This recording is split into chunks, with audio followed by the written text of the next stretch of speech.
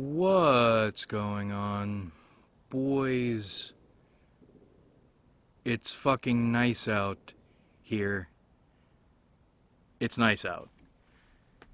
And I finished doing an obnoxious amount of mowing. And I figured now would be a good time to sit down with my dearest boys and relax.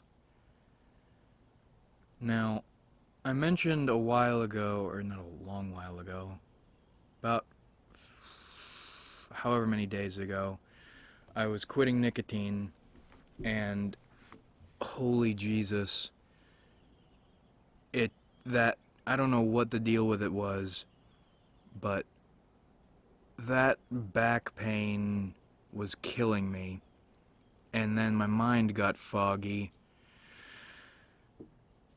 I think 55 milligrams is a lot just to stop constantly, or 55 milligrams constantly is a lot just to stop. And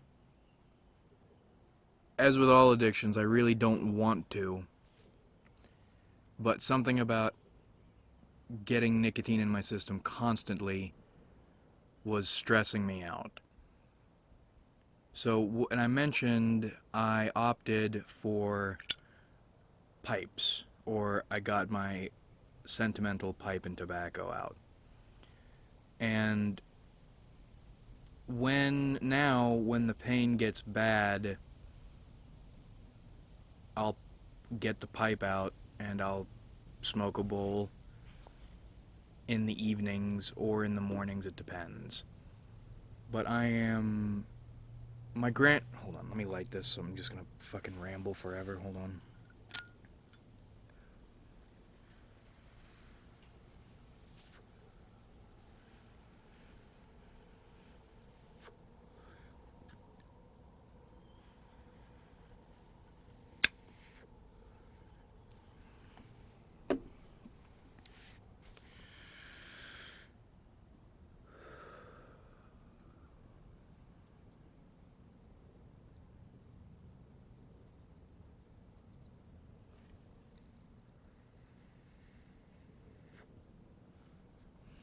My grandfather smoked a pipe.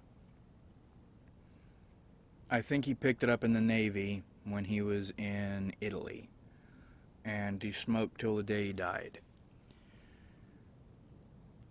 And when I was vaping all the time, I would try to smoke a pipe, didn't make sense. Try to smoke cigars, didn't make sense. Smoked cigarettes sometimes, but cigarettes specifically because people don't like them. People really hate cigarette smokers. So when I would go out to bars with friends, I would smoke cigarettes to make people, either A, to make people go away, or B, to have something in common or to discuss with people who are cool.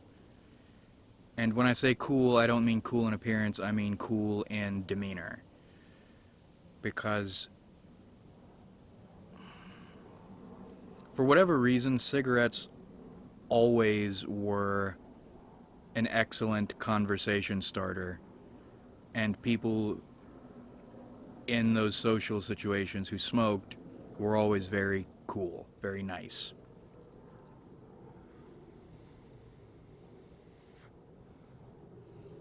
But even then, even with the cigarettes, they didn't feel very good, because I think the nicotine content in cigarettes is lower than my juice. But when I got rid of the juice, when I got rid of vaping, the pipe made a lot more sense. I think I got it. It's relaxing. It's a ritual, and it's calming. And enjoying smoking a pipe after mowing or something like that. Or right now it's calm, the weather is nice, it's cooling off. Mosquitoes are still bad, but what can you do? It's it's calming. It puts your mind at ease. Vaping was making me super high strung. And without I see the benefits. The cognitive enhancing stuff is not a joke. It is not a joke.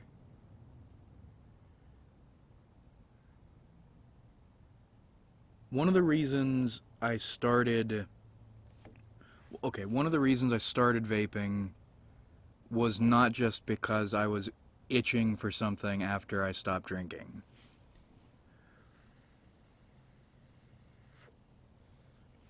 Memes, narratives, things you images or stories you internalize to give yourself identity and to guide you through things.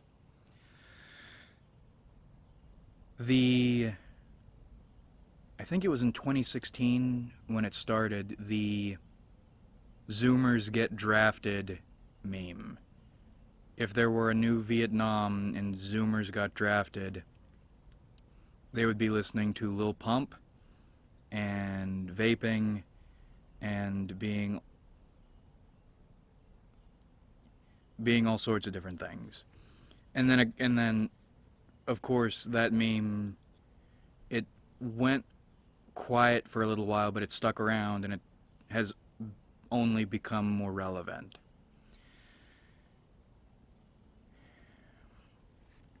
Our generation, I say our generation, I keep trying to figure out if I am a millennial or a Zoomer, and different graphs seem to state different things. So either your boy is the youngest millennial or the oldest Zoomer. But I am aligning myself, either way, I am choosing to align myself with Zoomers. Because it fits more. Like, my paternal grandfather, not my maternal grandfather, the pipe guy, Filipino, brown. My father, brown.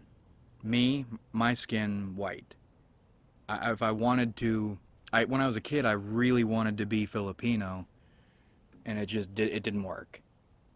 Every time I would try to claim any sort of connection to my heritage, people would, you don't look Filipino.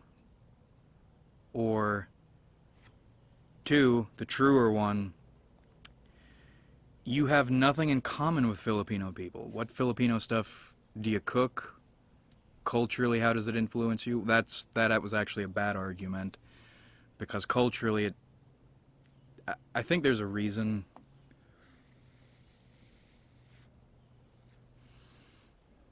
People of vaguely Asian descent all have the abused child mindset. Culturally, there's a reason for that. Culturally, the Filipino shit did affect me. But you can't claim that heritage because you don't look brown, right? Even if I am a millennial, I have nothing really in common with them. Zoomers are the way to go. So, with the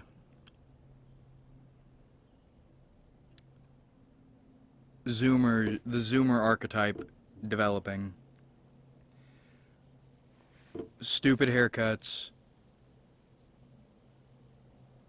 internet meme music, vaping. And it was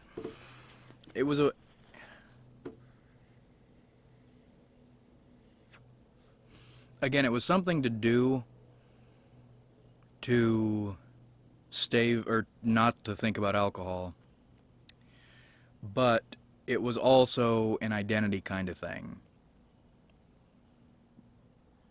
Because there's a lot of art about Zoomers being dumb import driving, mumble rap listening, vaping morons. And you can take strength in that.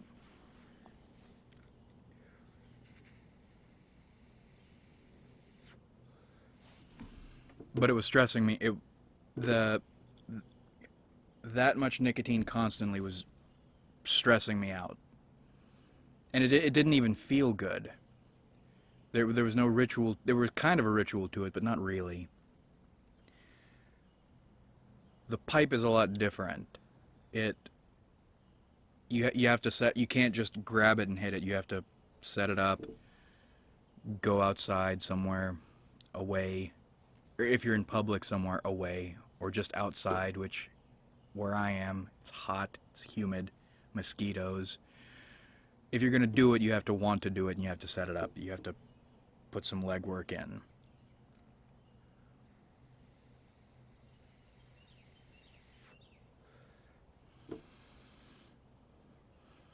And without nicotine in your system 24/7, with the vaping, or as with the vaping, you can enjoy the calming effects of nicotine. You aren't, it's not like, if you're taking nicotine constantly, I think it acts more as like a cognitive booster.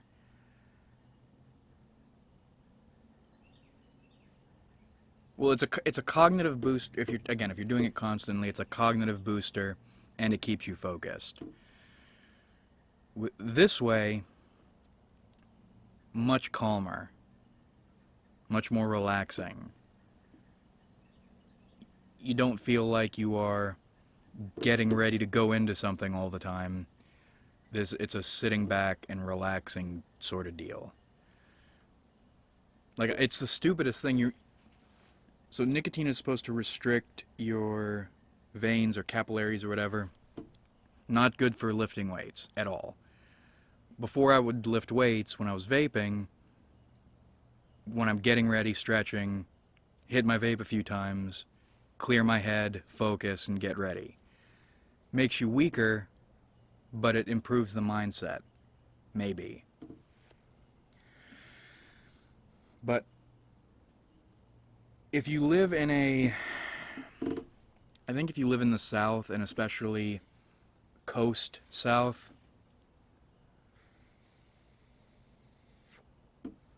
or anywhere with beaches, or rural areas, every young person, maybe I say person, it might be more of a dude thing, I don't know, but there's a kit and everyone's kit is different, but you need a kit for going out and doing things. My kit always was and still is, you carry 2 camping chairs in the back of your vehicle and a tin of cigars, even if you are not a smoking type person.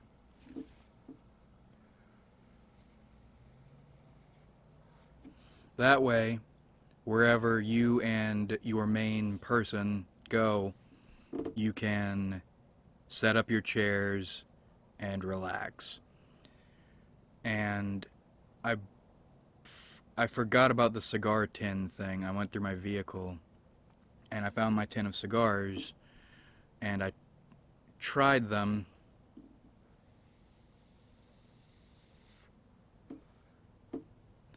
And they're very nice. I like the pipe because it is more of a ritual thing. And again, memes, stories, images. I feel connected with my grandfather when I smoke a pipe. I drink black coffee. He drank black coffee. He did a bunch of things. But I feel connected with him when I'm smoking a pipe.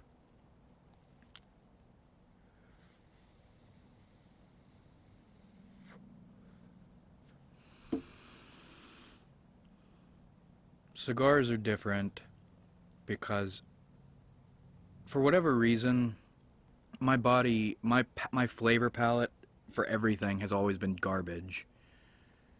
In high school there was this in a science class that we did this there were these things that to demonstrate people's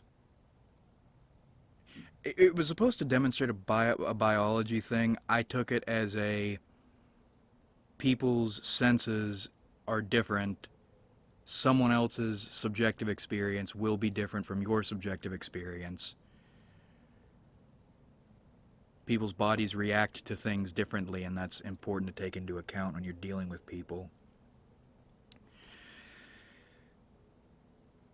These little tongue kits. So, and they were ranked from I think 1 to 6 or something like that, and they gauged how sensitive your tongue or your taste palate was. And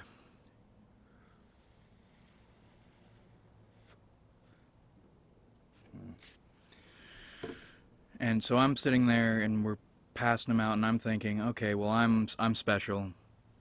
I'm better than everybody else. I'm obviously going to taste the most sensitive one because my palate is better than everybody else's. I'm built different. I'm just that much better. And so we touch them to our tongues, and there's one person in the room who goes, oh God, oh my God, what is that? And everyone's going, what? What are you talking about? And if your palate is sensitive, it tastes like bitter acid garbage. I didn't taste anything. I went, oh God, okay. Alright, so I'm not special. I don't have special palate. Well, maybe I'll have kind of special palate. So we do the second one. A few other people, still not many, but more, go, oh God, I taste it. I'm going, okay. Alright, well, I'll at least have the mid-end palate. About over half the class goes, oh my God, that's awful. What is that? And I'm still not tasting anything. I'm going, oh no, I have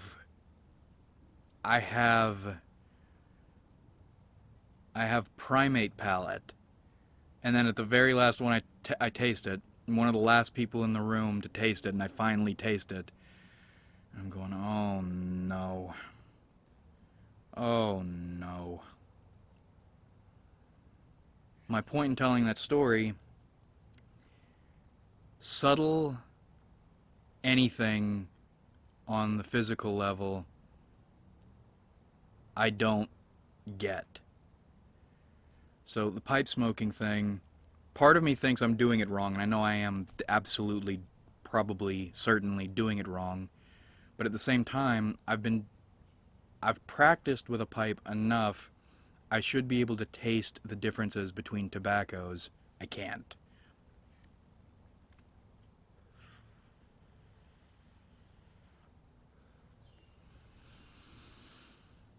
Cigars and pipe tobaccos are supposed to be subtler anyway. I still can't, in cigars, I still can't taste the difference between different types of cigars for the most part. But they hit a lot harder. And I like that flavoring. Or not flavoring, but something needs to...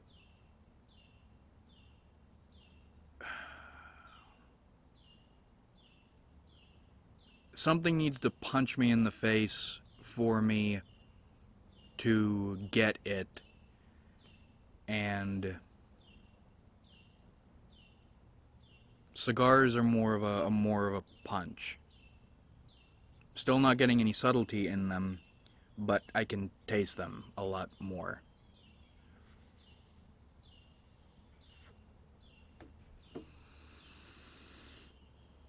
And when I would drink, it was the same kind of thing. Alcohols, alcohols I would feel drawn to would be the wine. I can't really taste much difference between wines unless it's really noticeable. Liquor, I can taste differences between, but I was drawn to either really gross stuff because it's like a punch in the face, or absinthe because it's a punch in the face that feels good.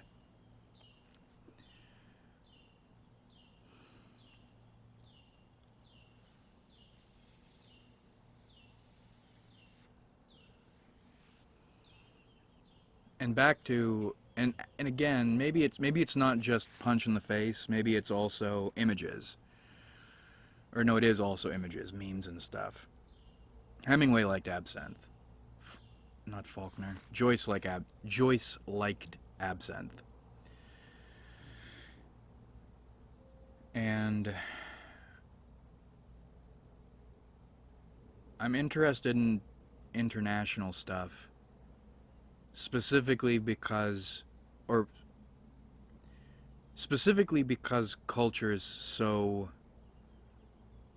it's not just what you do, what you wear. It culture affects the way your brain works.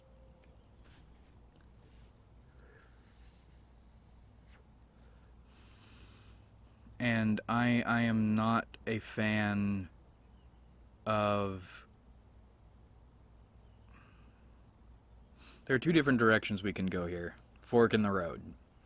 We can either talk about how dreadful American culture is, not just in America but in other countries, or we can talk about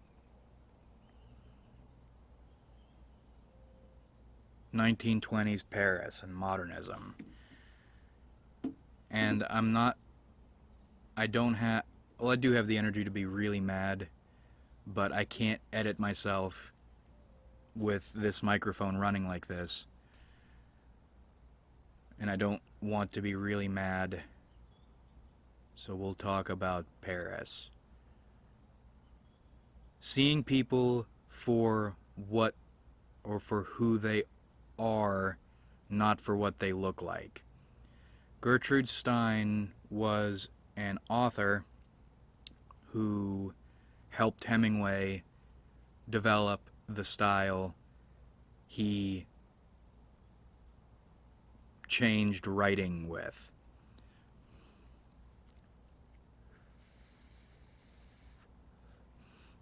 They also, those two spent time with Picasso, spent time with Joyce, spent time with, oh God, what's that guy's name? The dude who taught Hemingway, Ezra Pound. I think Pound was a weird dude. He taught Hemingway one of the modern, or if we're talking raw influence, absolutely the most influential writer we have. Hemingway changed the way we write fiction. Not just write fiction, but even speak.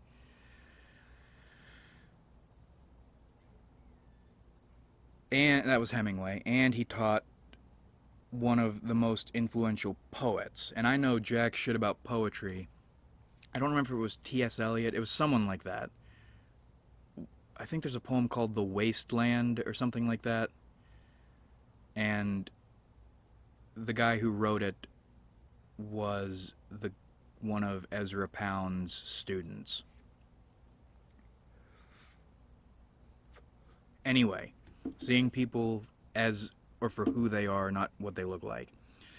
Picasso was trying to paint Gertrude Stein's portrait. And Stein didn't let anyone paint her because fuck them, she has more important things to do. Stein is cool. And more than that, Stein would not let anyone else talk to her or treat her the way she allowed Picasso to talk to and treat her while he was painting her portrait. He was taking a long time. He was going, no, just, no, look over there. Oh, you're doing it all wrong. Ugh. And he kept trying it and trying it and trying it, and he was getting more angry, not just at the painting, but at her and taking it out on her. And he said, go away. Go away. I can't look at you. To paint your portrait, I can't look at you. She goes, okay, all right. Not going off on him.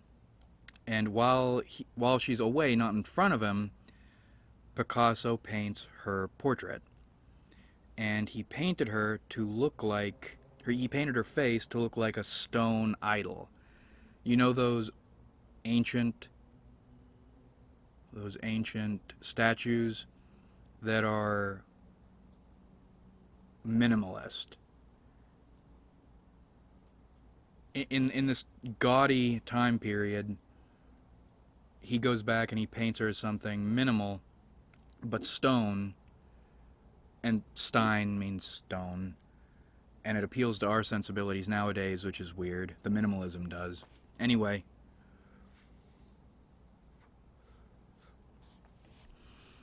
he showed it to everybody, and they all said, she doesn't look like that. And he said, no, she looks exactly like that. And Stein looked at it and said, I look exactly like that. And she didn't physically look like this stone-faced idol at the time, but that was who she was. And later on, coincidentally, she ended up looking like that in her old age. But the reason I bring that up is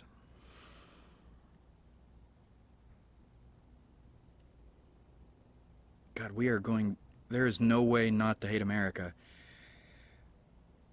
We're materialistic.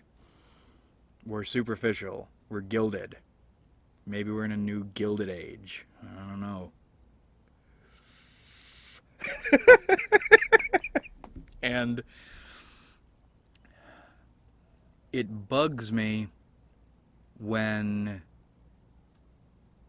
you deal with someone and in 5 seconds of dealing with them and looking at them, you know exactly what that person is, for better or for worse.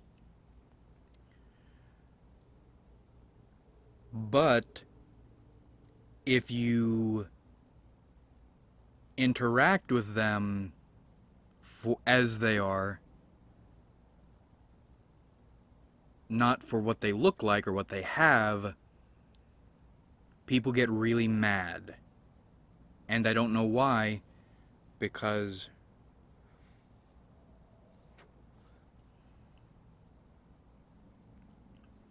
if you don't do that, you're gonna get fucked over. You're gonna get you are walking into a trick. And people want you to see them. Well, I don't know. I don't want to say that. The meme is people want to be seen for who they are, not for what they look like. But in reality, if you approach people for what they are, who they are inside, what you see them as, not for their appearance, their physical appearance, they don't like it.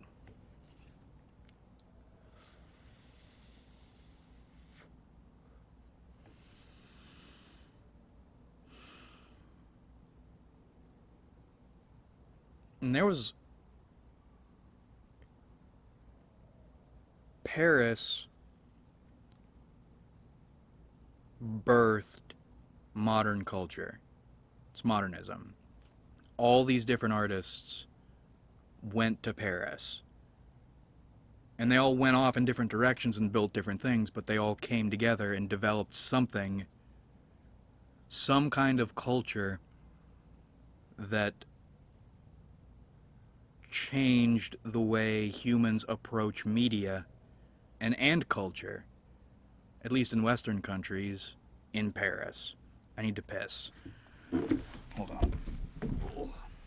I am going to miss being able to walk 5 feet and piss in my front yard. I'm going to miss that.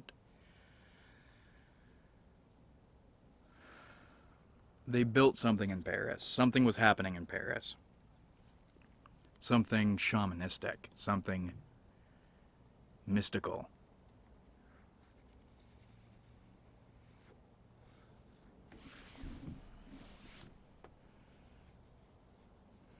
There's another painting Picasso painted. God, I don't remember the name. It's the Women of the Night or the Women of something. But he was some mental ill was plaguing him, or something happened. He wasn't right, and he knew something was wrong, and he painted this picture, and it's disturbing. It's a painting of women dancing, I think, but they're all wonky, and one of them looks evil, like scary evil. And when he finished, Picasso was scared of what he painted, and he covered it up, wouldn't show it to anybody, terrified of what he painted. And when he finally thought about what he'd created and tried to explain it, he called it an exorcism. Exorcising some kind of evil. And when the painting makes, in his words, words are never, ever a mistake. Keep that in mind. Even if you don't understand what they mean or what they're connected to, they are connected to something. When you look at Jung, you have the shadow and the animus. Or anima and animus. I don't know Jung very well, but the ideas are good. Picasso, I think, exercised something regarding shadow and anima. And the fact he was so Picasso was a weird dude, but when you're creating things, stories, your creations affect you.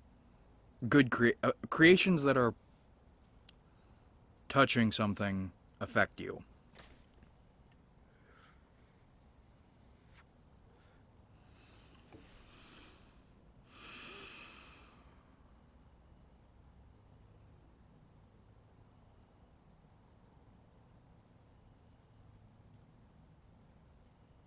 They were doing real shit in Paris. And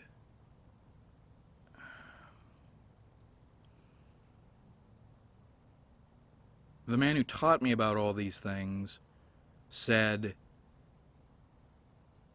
that hasn't happened since, and it will never happen again as long as it didn't happen while he was alive. It's not going to happen until he dies. I disagree.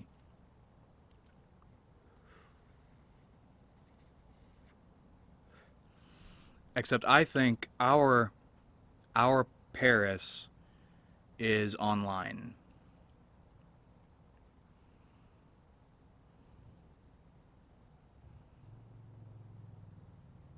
It's online, and it's also, I don't like using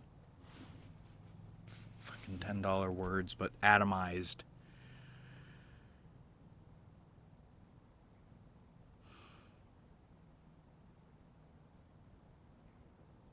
And modernism, and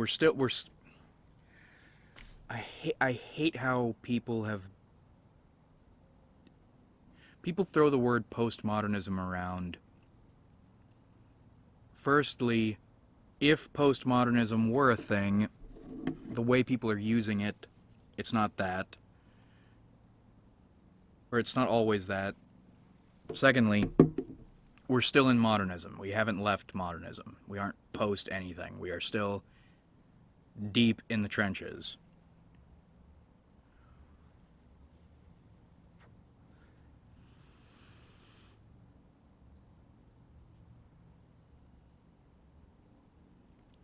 And I think there are different approaches to modern... There are different...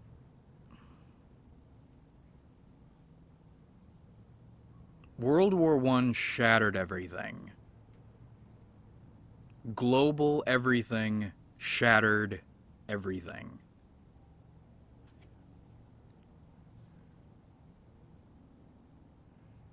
And modernism is, in my opinion, my personal definition of modernism, is the attempt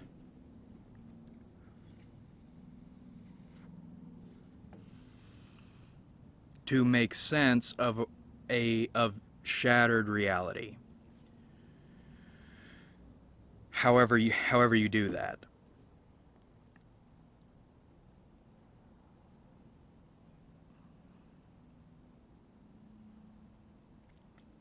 Faulkner was... I don't think Faulkner ever went... I don't think Faulkner was in Paris. But he did weird shit.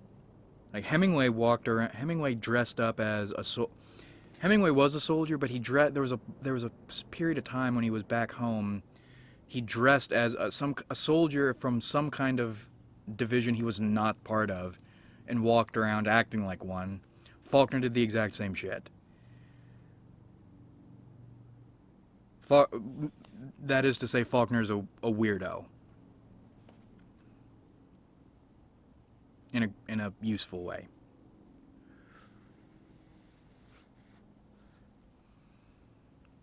Faulkner tried to make sense of a shattered reality by examining as closely as possible a region and a culture against the times. Oh no, I hate that. There's oh god damn it, a light came on. There's a sensor light, and it's just gonna be bright in my face now and attracting all kinds of bugs, whatever. Hemingway, well, we'll get to Hemingway. Joyce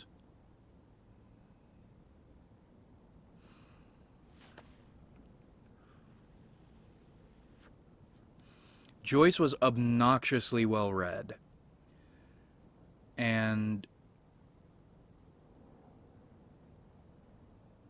you can make the argument Finnegan's Wake is more important, but criticism, the way criticism leans, in the way what I agree is Ulysses is the most important work he ever produced. And it's wandering. It's well, no shit. It's the audit. It's fuck Joyce, because anytime you think you understand anything about what Joyce wrote, you're wrong. And that's kind of the point, but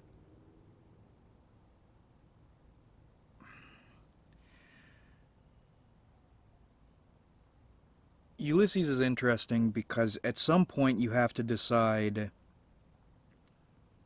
what you're getting out of it, what it means to you. Because if you keep chasing, if you keep running, if you keep falling down the not falling down the rabbit hole, chasing down the rabbit hole, you'll end up with nothing. There are people at Joyce conferences, mathematicians write criticism on Joyce. And they do it with numbers. It's the most conspiracy theory shit.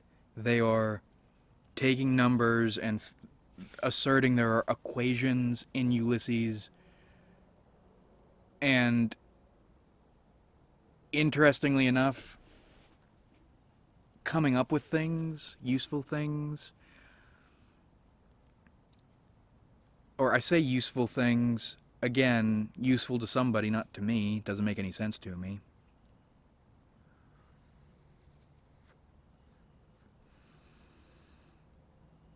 But there's a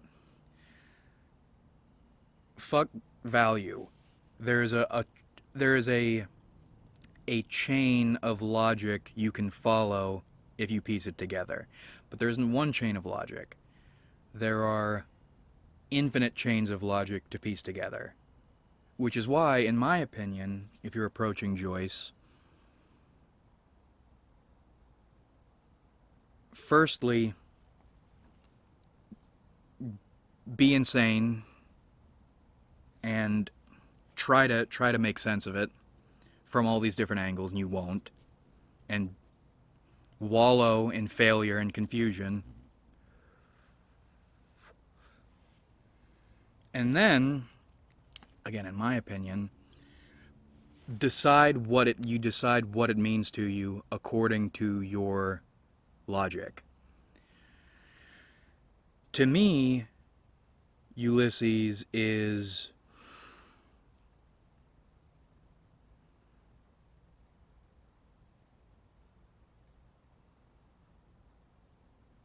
it's that. It's what I just said. If everything is shattered, if it's a shattered looking glass, and you're never going to piece it together fully, never, your only option is to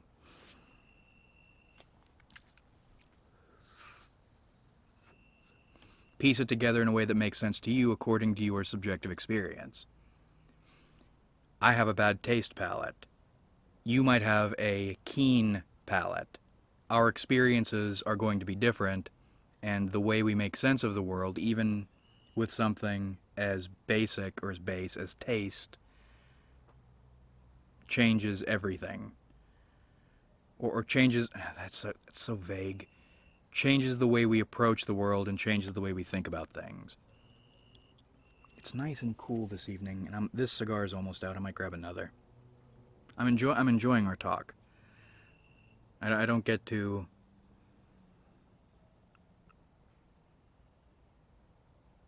I'm a dummy when it comes to literature.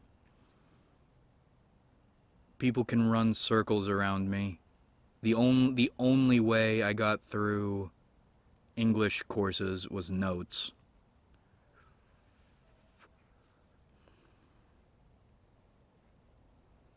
But you don't get to... There aren't many opportunities to talk about these things.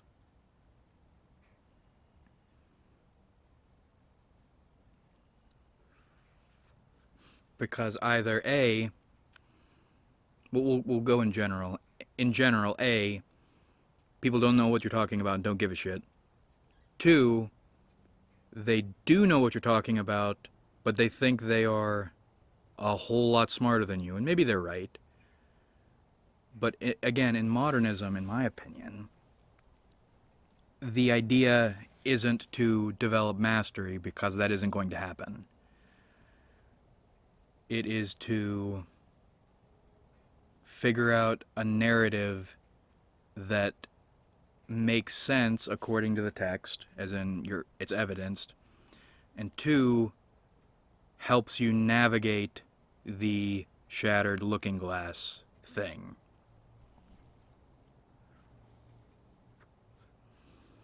So someone who likes literature, and I hate literature, I hate reading, unless they're pictures, particularly of dark-skinned elven women drawn in Japanese style.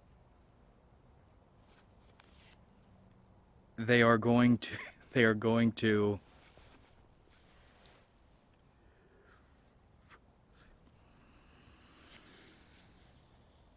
There's not going to be any discussion. It's going to be someone trying to tell you something, and that's all there is to it. Then, when you go to the region level, I live around rednecks. One, they're not going to get what you're talking about. Two, they're going to hate you for being interested at all in these kinds of things, in literature. I keep saying these kinds of things. I'm vague. My language is obnoxiously vague, and I hate it. But you need to be vague. If you aren't vague, people can pin you.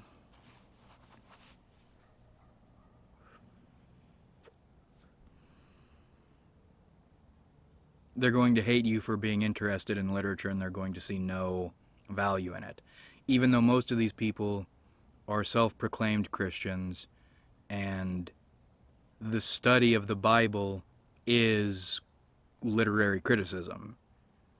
It's what it is. You are taking a text and interpreting a useful, hopefully good narrative from it. Doing the exact same thing. Unless, of course, you don't want to do that and you don't mind getting someone fish hooking you and just leading you around your entire life. Let me grab another cigar. I'll be right back. Oh god, and I gotta piss again.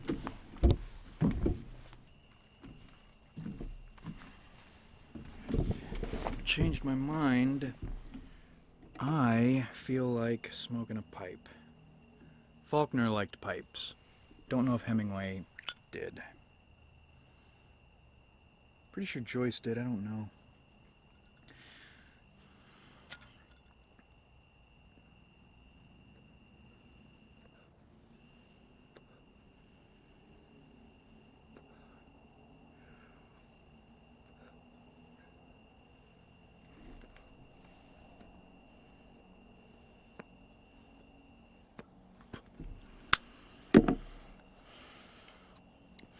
Forgot my tampener, damn it. Well, yeah, I better go grab it. Hold on.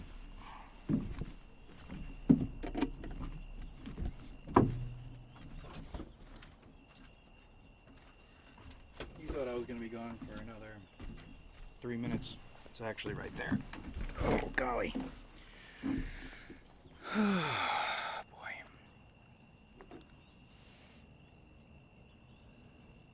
I hope the mosquitoes aren't super bad. It's gonna annoy me to hell if it is, if they are.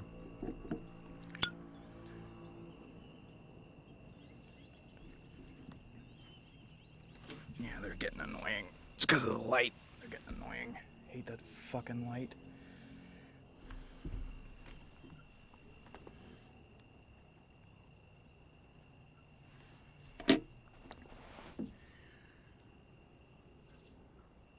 It smells like something dead's out here.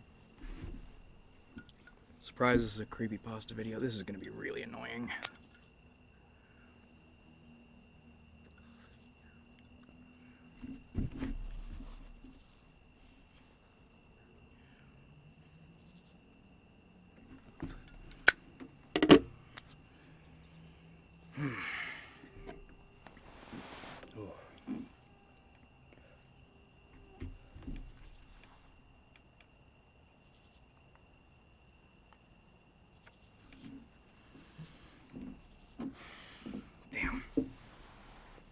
Yeah, the moment the sun goes down, the mosquitoes get awful.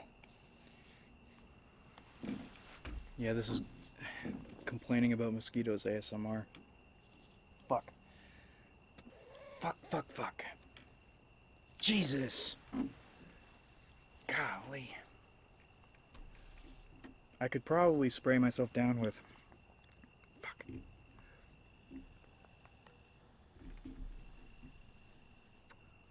One out, damn it. Jesus. I could probably spray myself down with bug spray, but I don't feel like doing it. And then I lean forward. The light comes on. Torture. I cannot wait for the cold weather, really cold weather, to be here.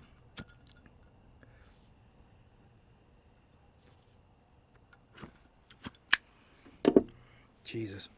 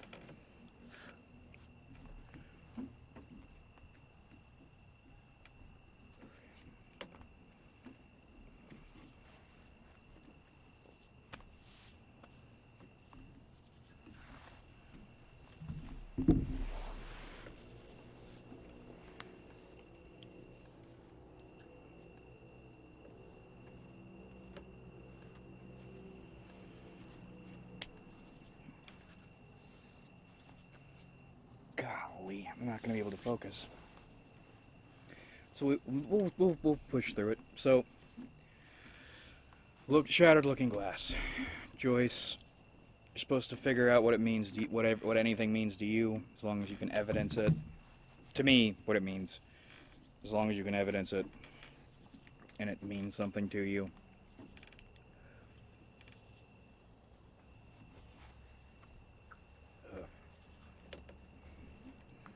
Hemingway's approach was a bit different. Hemingway was just, well, what I got out of Hemingway was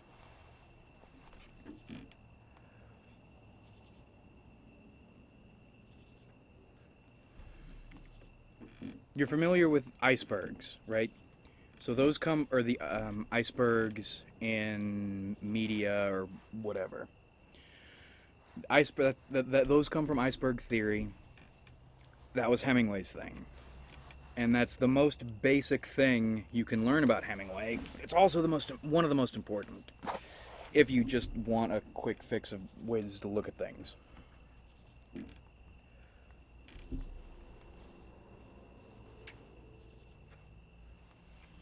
There is always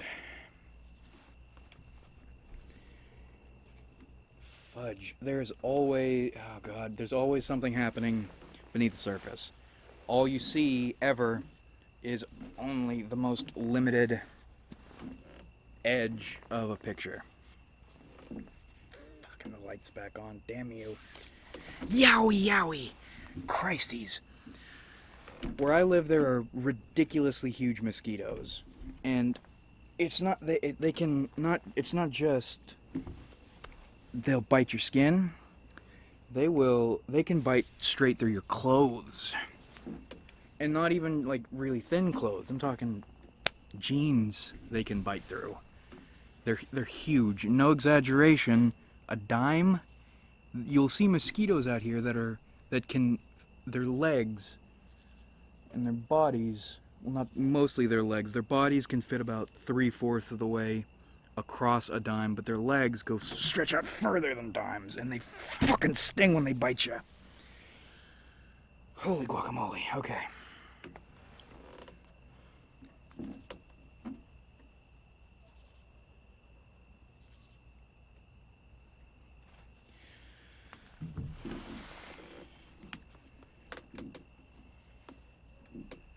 Damn. I'm looking forward to, and they're, fortunately though, one of the nice things, are they light bugs or lightning bugs? I don't know. Lightning bugs, we're gonna call them. They're out, and they're beautiful.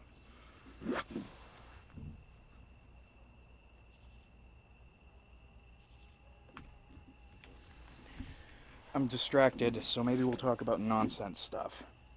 It's not nonsense, but other stuff. John Silver in the Russian Treasure Island thing. What a villain.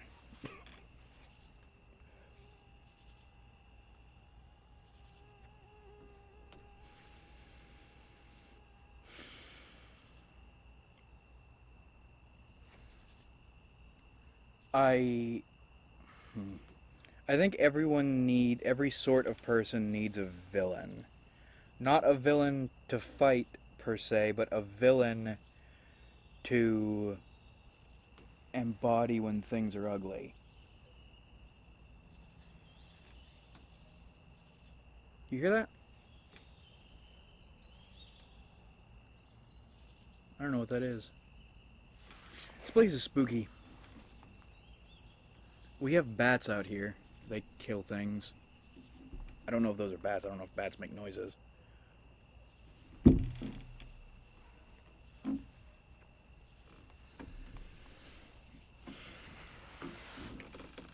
I miss my mom a lot.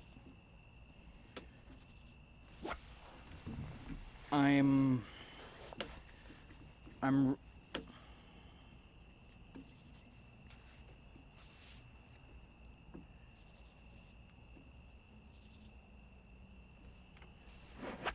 I wish we could have spent more time together growing up, or at least, and I really hate complaining. I really wish.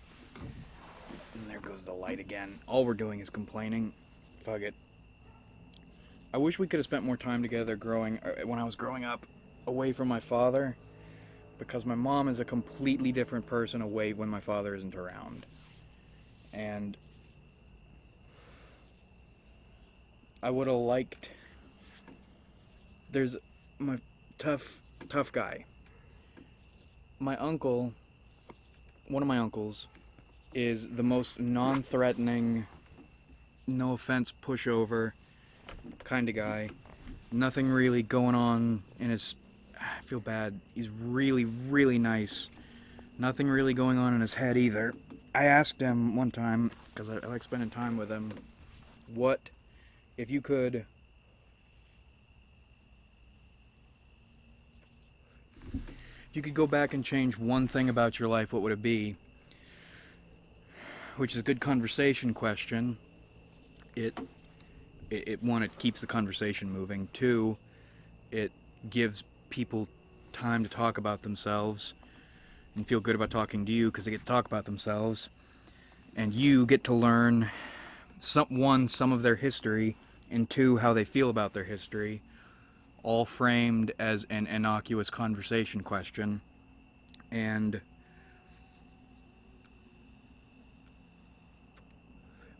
fudge. Hold on. It went out. Yeah, I can't, with all the fucking mosquitoes, I can't keep my rhythm. Fuck. Damn it. Okay.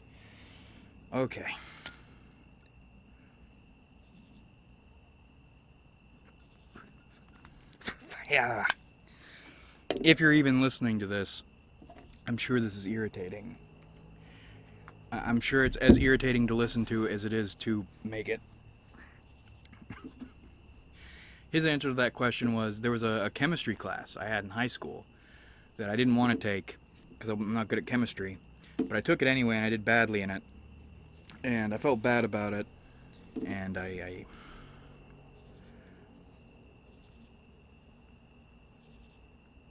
still makes me mad thinking about it that I took that chemistry class. And if I could change anything, I would go back and not do that. And that was what he would change about his life. And to get edgy, because the wife and kids were away, his edgy was putting on 2000s emo rock and quiet singing, quiet yelling the lyrics, and kind of dancing a little bit. That's his edgy. And fuck.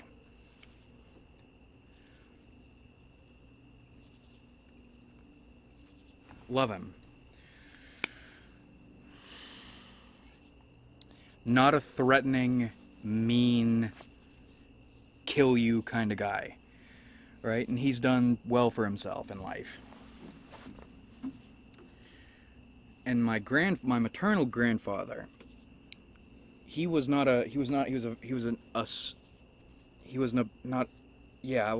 that, an obnoxiously, just very, very, very smart.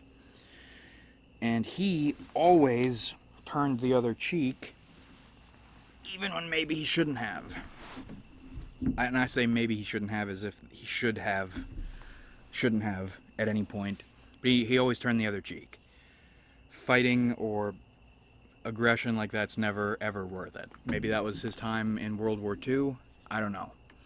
But people would screw him on stuff, and he would just say, it's not worth it. It's not worth getting angry about. It's not worth anything like that. My paternal grandfather's approach to life was kill people. Grew up in the Philippines, World War II, Japanese occupation, relatives dying. He's a single digits kid watching kids get killed, and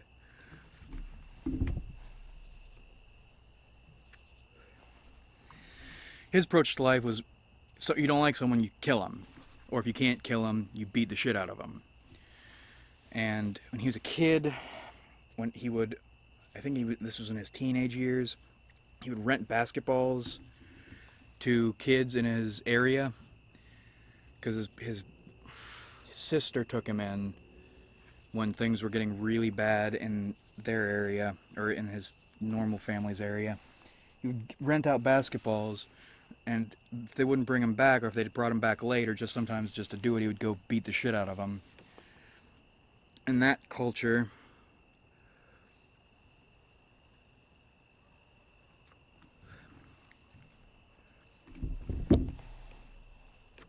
fuck, it went out again. Moved over into the way my father was raised, abused, just beaten constantly, and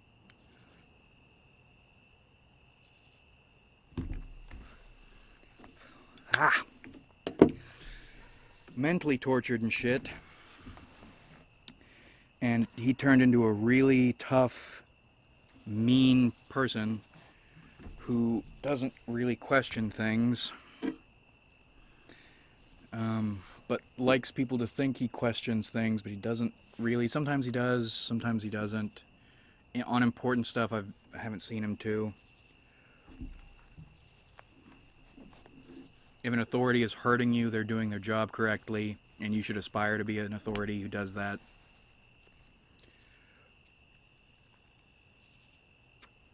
You have a problem with someone, you hurt them physically. And closed-minded, really, that goes without saying, but really closed-minded on everything. And always, he always hated his father, but he said he was glad he hurt him and turned him into a tough guy, and he wanted to turn me into a tough guy, and he was apologetic. I'm sorry I wasn't harder on you. That's the man you are is my fault. I should have been even harder on you. And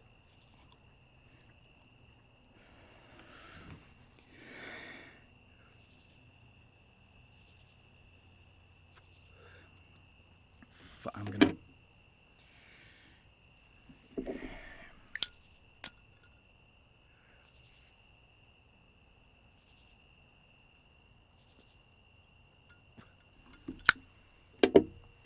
fucking embarrassing.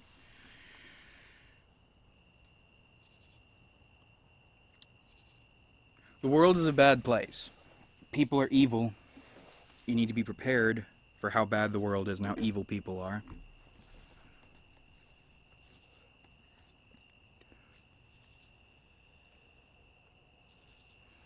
But I don't think you need to be cruel. I don't think you need to be... you need... How do you do confrontation without being unnecessarily aggressive?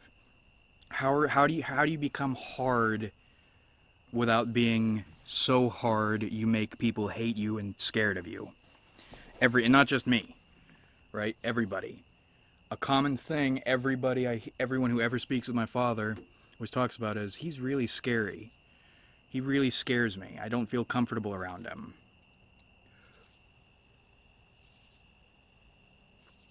Grown men, tough guys. How do you become hard enough to deal with life without becoming hard like that? I don't...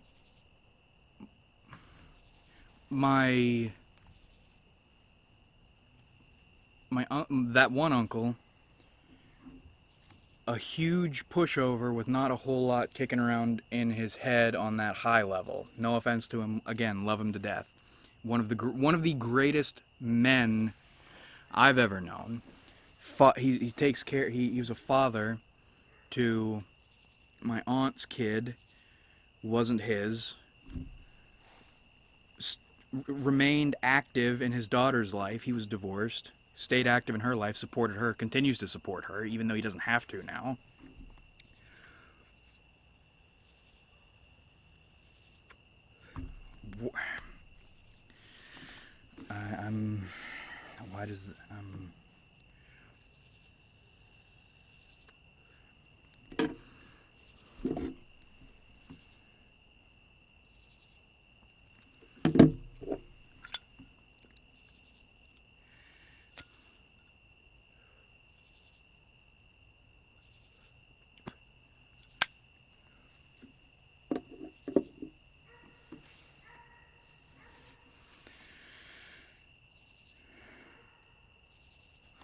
Textbook good man.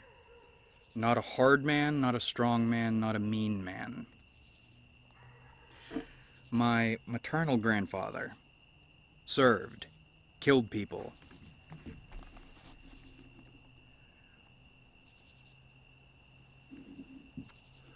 His father killed himself, shot himself in the head with a shotgun during the Great Depression. Grew up without a mother, because I don't know what his mother's. I know she came back into the picture later, but there was a time in my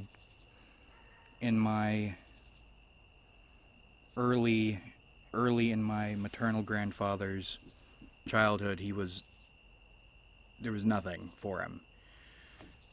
And then he fought in World War II and was a sailor, then became a pilot.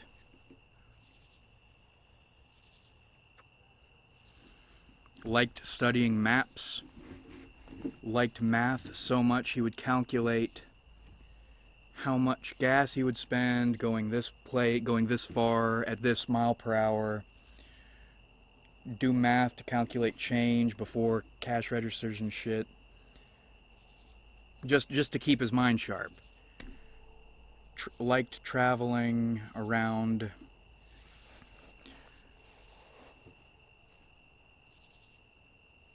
And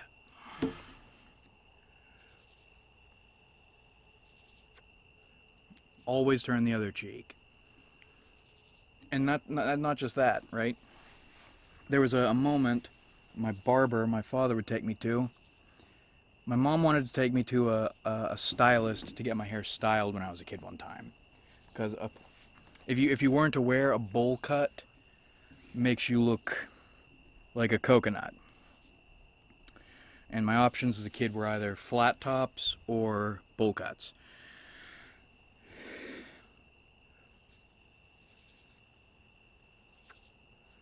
So, bowl cuts. And my father wouldn't let her take me to a stylist because they were homosexual. Any man who went to a stylist was a homosexual. And a barber, my dad was talking to my barber about it, and the barber told me, when you see your mom again, tell her men who go to stylists have sugar in their tank. You tell her that, and you keep coming and seeing me. And he wasn't a bad dude, but for a long time I didn't know what that meant or why I wasn't allowed to see a stylist. And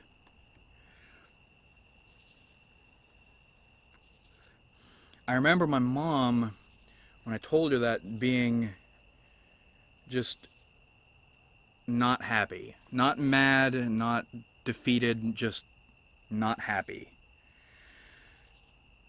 My grandfather, when I was a kid, we'd go on night adventures. And we would our town used not to be a shithole. We'd go up into town at night.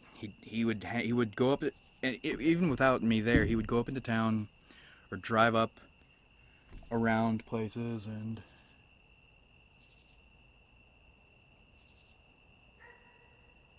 hold on.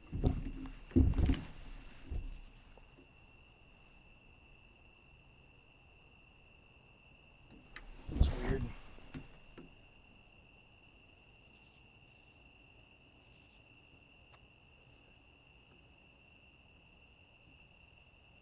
Anyway, he would there was this he was a night owl. Go around, do stuff. Took me up into town one time. We went to this gas station, and I wasn't paying attention.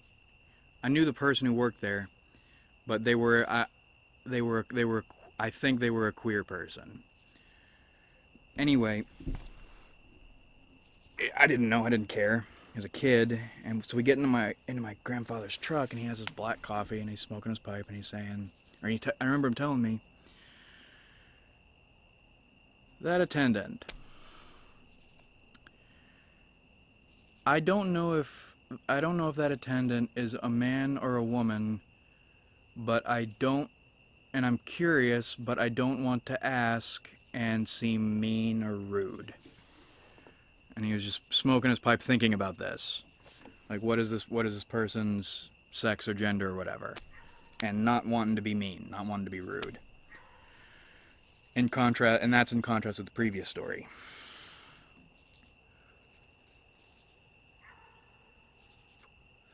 World War II, sailor, killed people.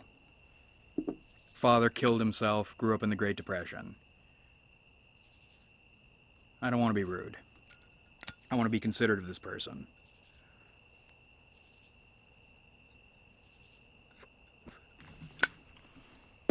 He didn't vote, by the way. My maternal grandfather, he didn't vote. Thought it was fucking stupid, useless. Never figured out why. Well, I'll never know his reasons. Nobody will tell me, but I have my suspicions. Broken Looking Glass, piecing shit together. Quentin Compson.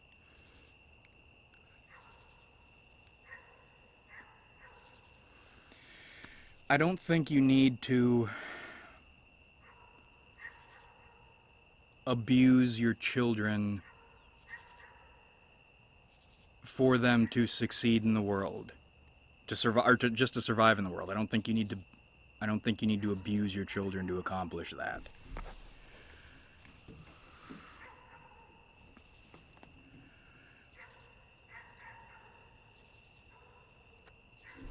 And I wish I could have spent more time with my mother away from it. I feel awful. There's no right way to do it. There's no right way to talk about it without being a shitty, ungrateful person who doesn't deserve to be around or to have anything to do with my family. I...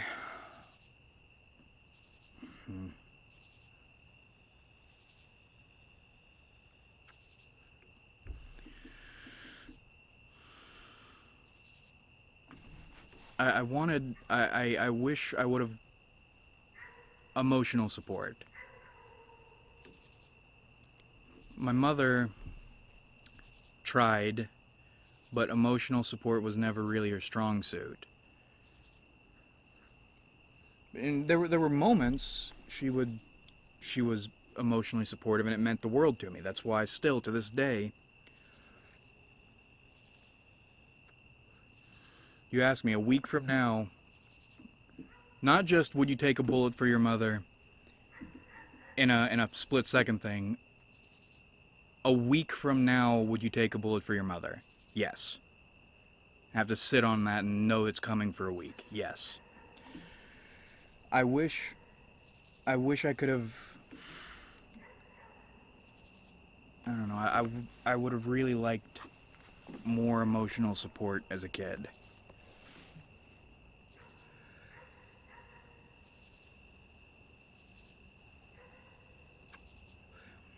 Fuck.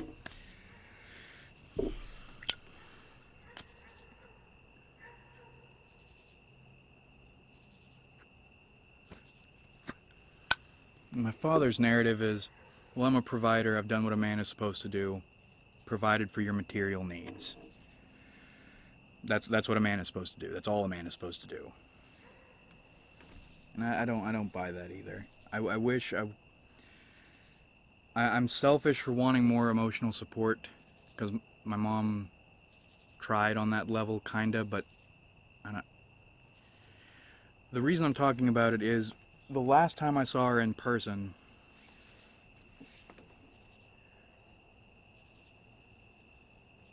was when she was moving. And that move kind of signaled, we are never going to be a cohesive family again. And most probably, and we're never going to be a cohesive family again. And we're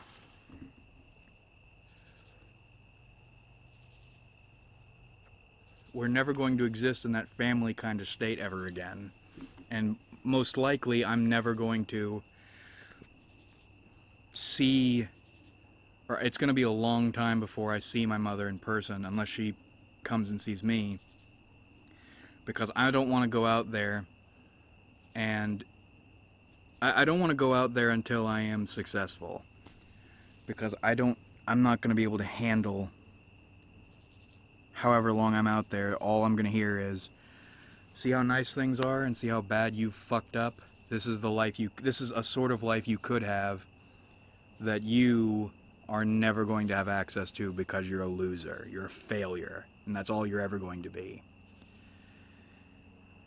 And I can't really deal with. I'm on one level, I can't really deal with that.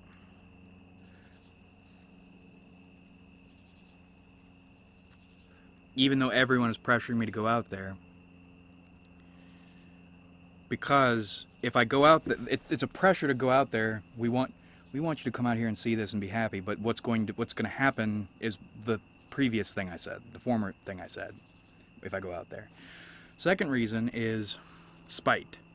It's spite for what I just said.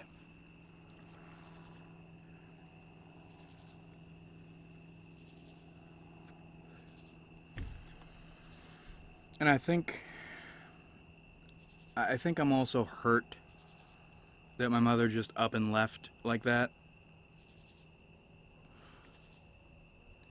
I wasn't even out of university, or I hadn't even finished school at the time. It was just she just up and left, and that's what you do. That's her decision. That's fine. I'm happy for her. I'm happy she's somewhere she's happy. But damn, that's like the last chance for the sort of family life I was hoping for but was not going to get is just gone now. And the last time we saw each other, she was sobbing because I think she knew too. I think she knew that too. But I didn't let myself cry. I wanted to, but and this is still when I was not.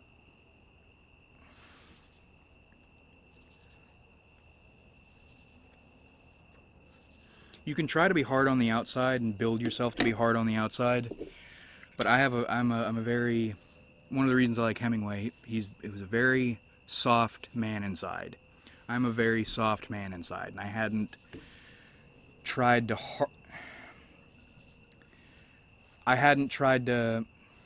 cut out whatever was left there yet.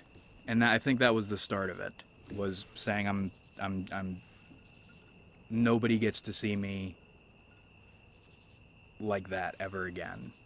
And I didn't let myself cry.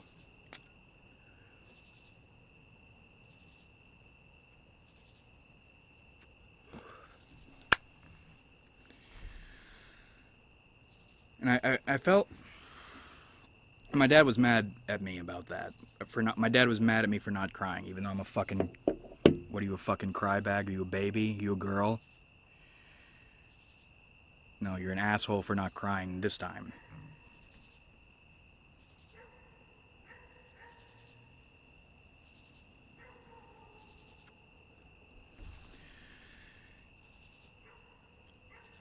And I think I felt guilty about not crying. But I was also a little. And I think I was also a little mad. But what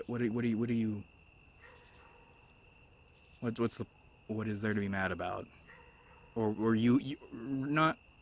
You have no right to be mad, is the more correct way of saying that.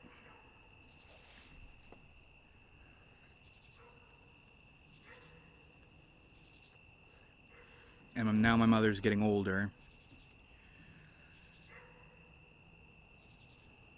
I say now my mother's getting older. She's been getting older. I'm not gonna take it well when she dies, but it's another one of those moments, right? Like, while my mother's alive, there's still the hope or the chance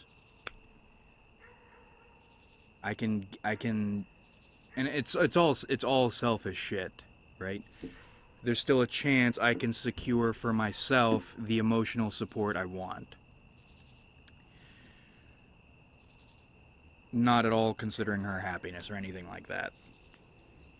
But it's not going to happen. But there's still a chance, but it's not going to happen. You can hope, but it's not going to happen. But once she's dead, that's it. You know, that's... And I've been thinking a lot about how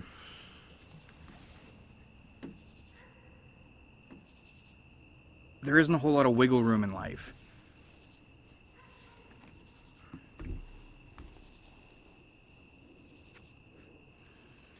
People don't change, you can't change, not really, unless you try. You can try to change, and you can maybe adjust some things, but you can't change who you are. You can't change the circumstances you're born in. You can't change your body chemistry.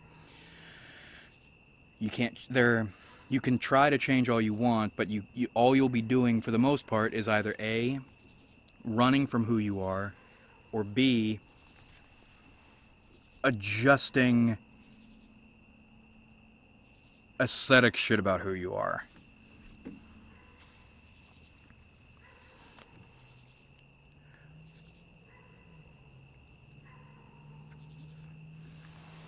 And it's just... There's so many things in life, it's just that you get what you get, and that's it. Or... This is the way things are, and this is the way things are going to be. They're not going to get any better. What? Oh God. Oh God, cliche. Why did things have to turn out like this? I hope you understand it's not from a lack of trying.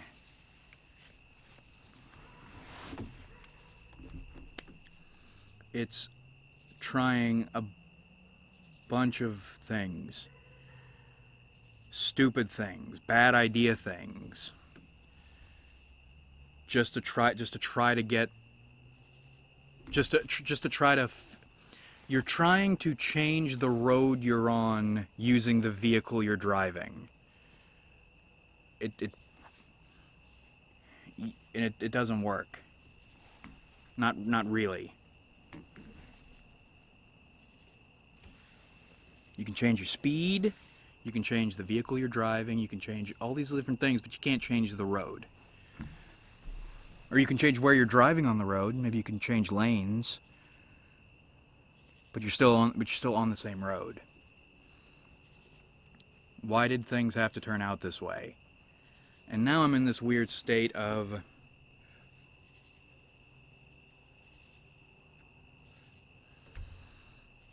And it's gone in a complete opposite direction. Now it's not,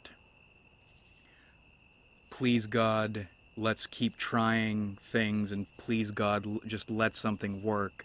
Even though people important to you say nothing's going to change, nothing's going to work, please God, let something work. I'll fucking find something and make it work.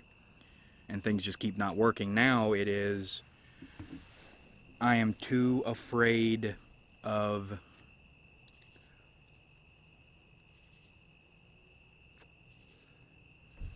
I don't know if... I mean, obviously, yes, you can take another big disappointment. Yes, you can take another big failure, but it's gonna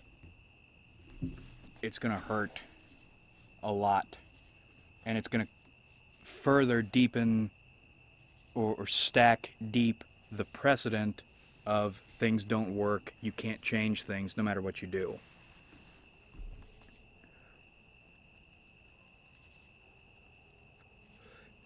I don't think I'm supposed to be... Let me talk about my... Fuck.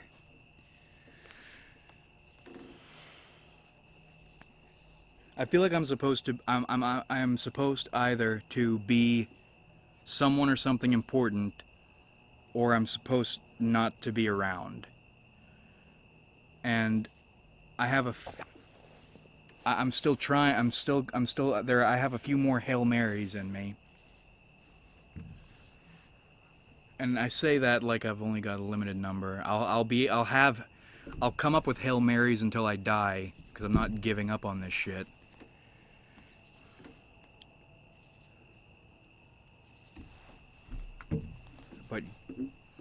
god damn, it would be nice for something to work and really work and hit for once.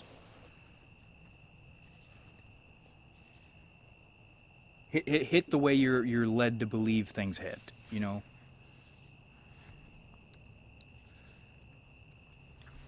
Ugh, bugs.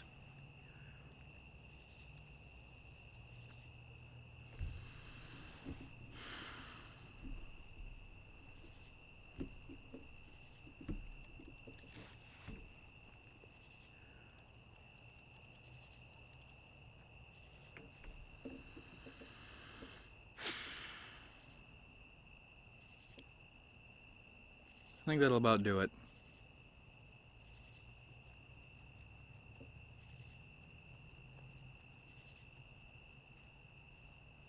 How...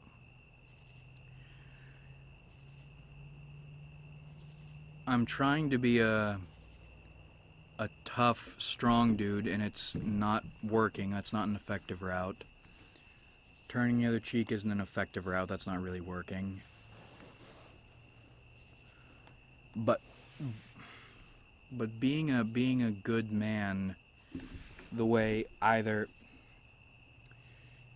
you can be a dumb, well, not dumb, nope, let's say you can be a noble, savage, good man, or you can be a keen, thoughtful, good man, and there is a way to make it work, but it seems really hard, and I don't know how. And I really wish my maternal grandfather were still alive to give me guidance. He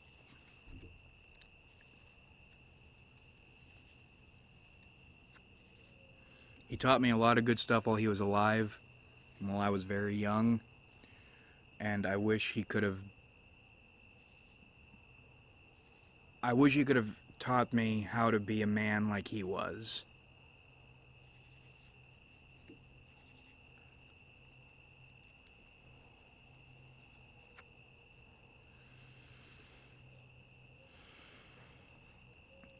There are other good, thoughtful men. There was a businessman I spoke with and encountered a few times, and he was a good man in business.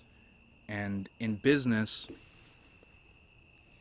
if you've never tried to do business shit, just letting you know now, 99.9% of people in business are evil.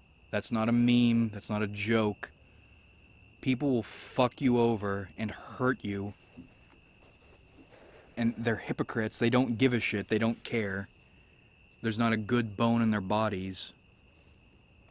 This was a good man.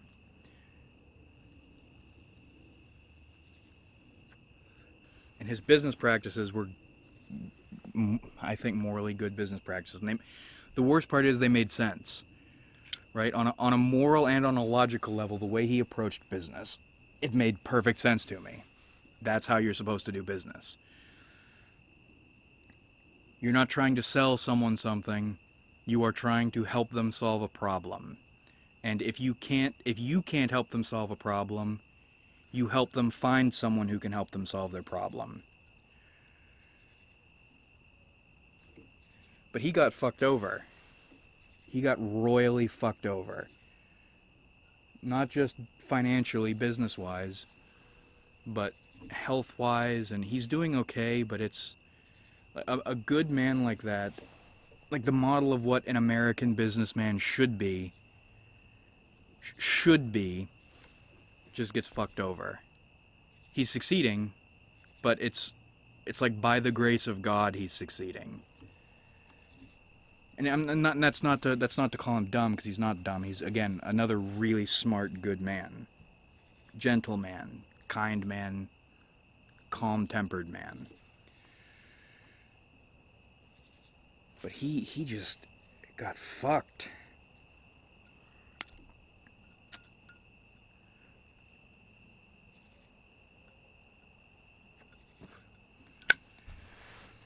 All right.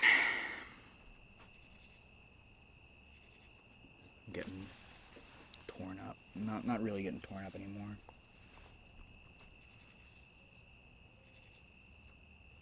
long have we been out here? At least an hour. I'm guessing we're at about an hour and a half right now. Maybe, I hope we aren't at 2 hours. I don't know. I don't know.